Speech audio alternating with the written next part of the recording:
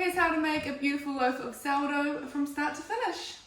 Alright, today I'm going to walk you through my full in-depth process of how I make sourdough. I have a few shorts on my page already, but I thought I would make a full long form video so you can either follow along at home or just if you're more of a visual learner and want to see the whole process. So let's get into it. Alright, first up is 140 grams of nice active bubbly sourdough starter.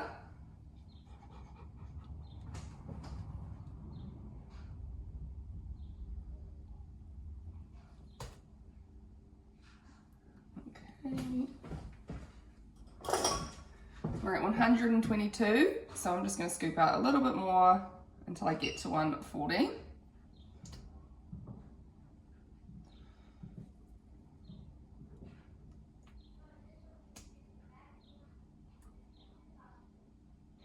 Perfect.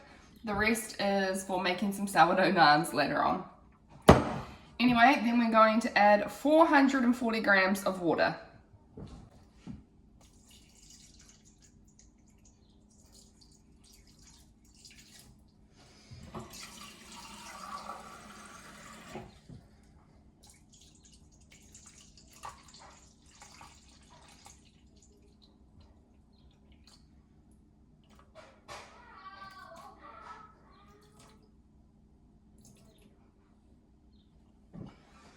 Alright, that's what it's looking like, the starter floating around in the water there. We're going to whisk that up until it's all combined. You can use any old whisk, one like this, a normal whisk, a fork even. Just get it all mixed up so that it's nice and milky looking and most of your starter is mixed in there. Doesn't matter if there's a few lumps still.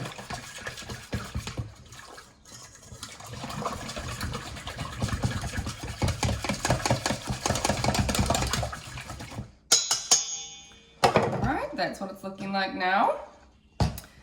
Then we're going to add 640 grams of flour. Here in New Zealand, I just use the Edmonds high graded flour. It's one of the only flours that you can buy from New Zealand supermarkets that isn't fortified with folic acid. It's just plain old wheat flour. We don't want any other bits and pieces in there.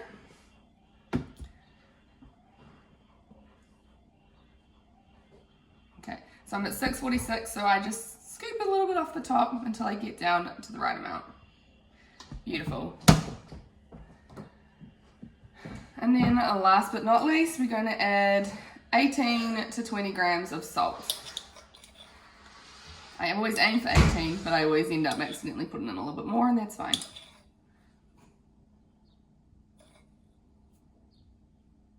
$19.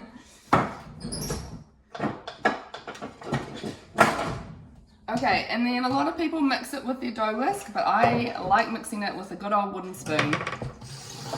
So you're just going to slowly incorporate that all together, and then once it's come together, mix it up until it's a nice shaggy dough.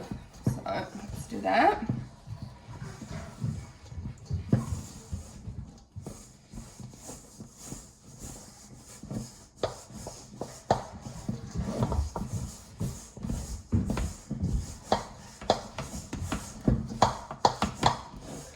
Make sure you're scraping all the flour off the sides and off the bottom. Okay, there's my nice shaggy dough. What I am actually going to do right now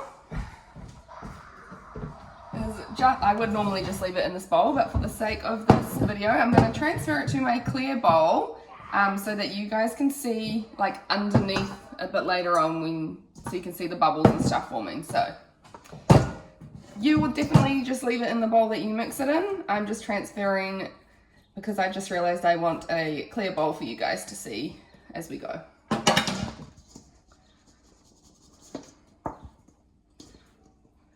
But I do like making it in a bigger bowl so that when you mix it all up like we just did, it's easier to, like in a bowl like this, I do mix it in this one sometimes, but the flour just goes flying.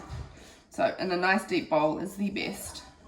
And then it also gives it much more room to grow and rise throughout the day. Now I just pop a shower cap over mine. You could use a damp tea towel, some Glad wrap, just anything that you really have to cover it up. And now we're going to leave this for an hour. If you're running short on time and you want this process to be cut down, you can do 45-minute intervals, but my ideal is hour-long intervals. So, see you guys in an hour. Okay, well it's been 45 minutes, not an hour, because I realized I've got to get at least 2 stretch and folds in before we head off to the kids swimming. So, 45 minutes, it's done a little bit of a rest. We're going to wet our hand, just a little bit, just to prevent sticking. And then we're going to do our stretch and folds and slap and folds. So, don't mind the leftovers. Alright, wet hand, you're going to scoop around the side, pick up, and fold all the way over. And you're just going to work your way around the bowl doing that.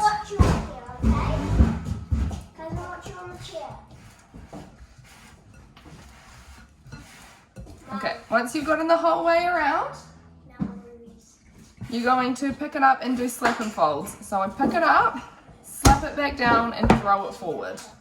And then we're going to grab the side, spin the bowl around, do it again. Pick it up, slap it down, throw it forward. And just repeat that for a little while. Probably about 10 to 15 slap and folds until the dough starts to get a lot more smooth and a lot more elastic.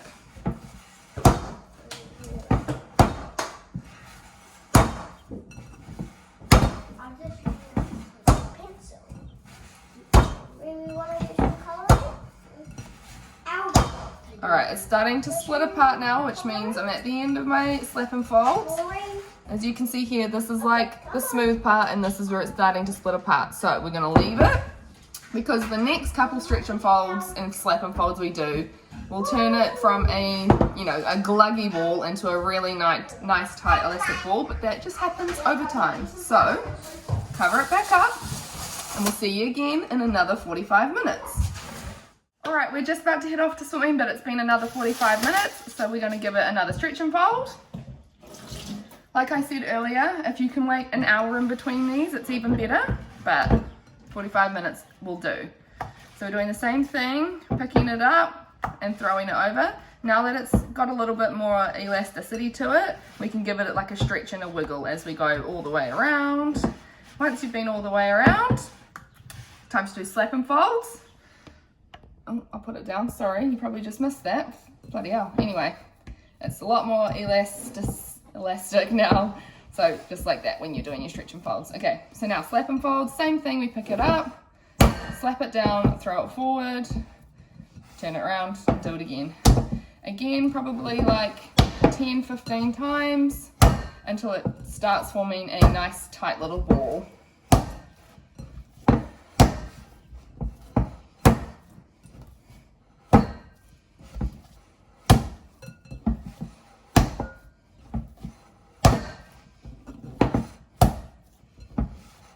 Okay, it's just starting to split again, so I'm going to leave it there.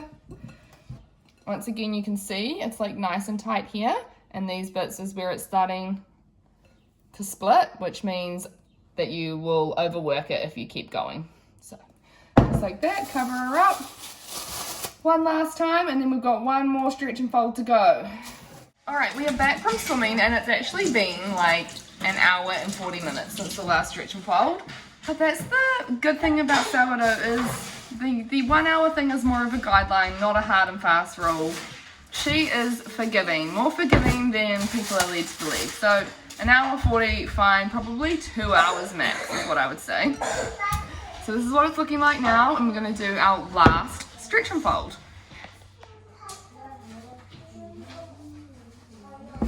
So same as always, wet your hand and work your way around the bowl, stretching it up. Now it's quite elasticy, you can give it a bit of a wiggle and get it nice and stretched up high. Work your way around.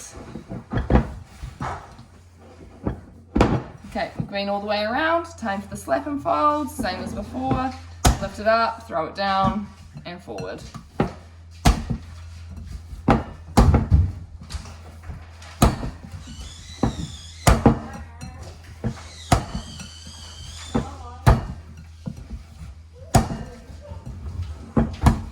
Just getting really nice and stretchy and pillowy Beautiful. Now, just as it starts to split apart, that's when you're going to stop your stretch and fold. So that's about now. Okay. So you can see it's like nice and stretchy and elasticy, and it's just started to split apart here and here and here as I've done my slap and fold. So now we cover it up and we leave it for the rest of the day. I just got back from the gym and my dough is slightly overproofed by the looks of things. So I'm going to quickly get this into a tin before I have a shower. I think I might have just caught it in time. As you can see, it's not sticking to my fingers. She's jiggly, wobbly with jiggly. Lots of nice bubbles underneath there. And a few little bubbles on top, although they're probably a bit hard to see. That's underneath. Okay, so first I prep my tin. You can use your Benetton basket, whatever it is. I bake mine in a rectangle loaf pan, but I try to shape mine for the fridge overnight in a slightly smaller pan. So you can see the size difference, slightly smaller. You can just do the same size pan, but if you've got a smaller one, then that's even better. But I use these ones as well sometimes. Anyway, you're going to get your muslin or tea towel or something, lay it over top. I sprinkle mine with a bit of rice flour because that's gluten-free, and obviously sourdough is still gluten, but because it's fermented, it's a lot gentler, and a lot of people who are gluten sensitive handle and tolerate sourdough really well. So I just like to use a gluten-free flour for this rather than standard flour that hasn't been broken down by the sourdough starter yet. That makes sense. Anyway, poke that in there. That's just going to stop it sticking to the muslin. Now you can lightly flour your bench if you're worried about, you know, it's your first time doing sourdough, you're worried about how to work it because it is quite sticky. I definitely floured my bench for the first probably like 6 months while I was making sourdough. Now I've gotten used to like how it feels and how to work it, so I don't need to flour my bench. Anyway, you just let it come out of the bowl by itself. You see I didn't tug, I didn't pull, I just flipped the bowl over, gave it a little wiggle and it all came out. If there's any left, you can either just leave it in the bowl, scrape it out, it's really no big deal. There's your nice big blob. Now we're going to scoop under and pull it out, and we're going to turn it into a nice big rectangle shape. So I like to start like this and scoop under and out, see? Under and out. That's the part where it can get quite sticky on the bench, so just do your best with that. Now you want to get it as flat as you can, like as thin as you can without breaking it. And then you want to make sure there's no really big bubbles anywhere, because they'll leave big holes in your sourdough when you come to bake it. But as long as it's pretty much bubbleless, you're good to go. Now, this is how I like to do it. Everyone does this folding technique a bit different. This is what I like to do. I like to fold it in thirds, and then grab my two sides, pull them up and over, and thirds again, and then grab the middle, pull it down, and then I've got these two little wings, which I go one over the top of each other, and then I'm going to do a roly-poly. And as I do this, I now push under as I pull the loaf back towards me, and this creates that nice surface tension on the outside of the little log you're making. And then squeeze it into shape, close that seam up, and we're just going to plonk it in our prepared tin. Easy as that. Make sure that it's all closed everywhere, that there's no holes or gaps. You can do the stitching, which people will do just to make even more surface tension. But that's only if it needs it, really. Beautiful. This is literally as easy as that. If I was doing a round loaf, which I particularly don't like, I'd do a similar folding technique and then just push, pull, until you get it into a nice round ball. Anyway, so you're plonking it in upside down so the seam side is facing up, because when you come to bake it, you're going to tip it out the other way, seam side down. Anyway, let's put this bad boy to bed. I just tuck her in like this, get my shower cap from earlier that was over my bowl, cover her up, put it in the fridge, and we'll deal with it in the morning. Good morning, it is time to bake our sourdough. I've had my oven heating up for about 50 minutes. It is on bake. I'm gonna go with like 240 degrees Celsius.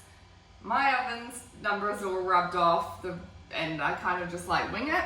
But when I baked it over in my mum's oven, I've done it on 240 degrees and I think it's turned out the same. So,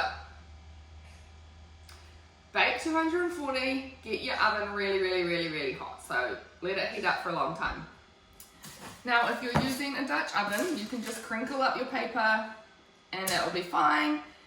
Even if you're using a loaf tin, you can just crinkle it up if you don't mind crinkly edges on your bread. But because I'm a wee bit of a perfectionist, I like to cut mine. So I put my tin in the middle and I'm going to make 4 cuts, two either side, one there and here. So I will just do that now and then show you what that looks like. Flip it around, other side.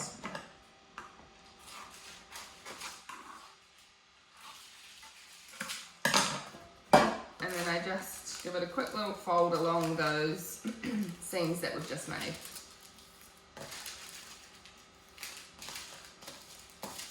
So there are our cuts and our folds, and then it's just going to sit in our tin. Hold on. Once the bread's in there, it goes in very nicely, but anyway.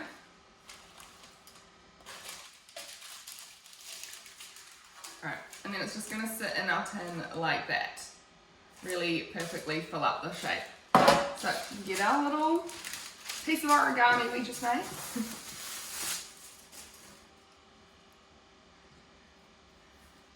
Unwrap your dough. Okay, and then you're going to line the rectangle in the middle up with the bottom of your loaf of bread.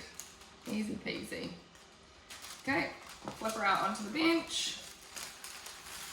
Ta-da! Okay, then we're going to get our little scoring tool, your little blade.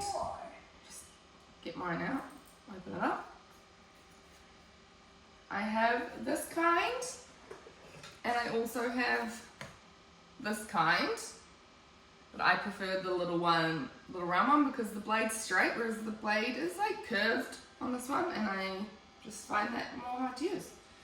You can also, before I bought these, I just used one of my sharp knives, and that worked fine too. So anyway, I do one long cut just off center, and that's really, run your blade through twice, and that's all you really need, because as that rises, it's gonna because as that rises, the cut that we just did is going to leave room for expansion. That's what that's called. It's an expansion score.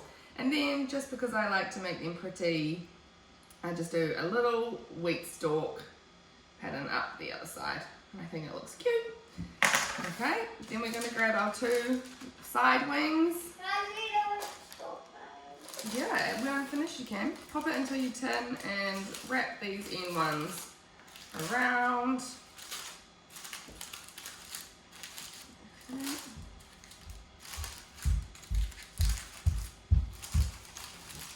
I'll just show you what that looks like close up.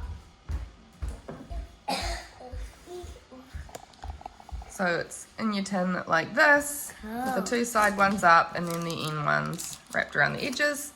Now we just fold these over. We're going to put our second tin on like a lid, pop it in the oven for 45 minutes with the lid on, and then another like 6 or so minutes with the lid off. The lid off depends on how golden or dark or crunchy you like the outside. So let's start with 45 minutes in the oven with the double tin method like that. Alright, it's been 45 minutes, time to take the lid off. That's the expansion that's happened. And then there's a little wheat stalk. We're going to pop that back in the oven for another 6 minutes to crisp up the outside. Right, there you have it, out the oven. Just remove it from its tin and paper so it doesn't sweat. Now be careful because these things are bloody hot. You definitely need oven mitts to handle it. But that's what it looks like from the top, from the end, and nice and golden underneath. Beautiful.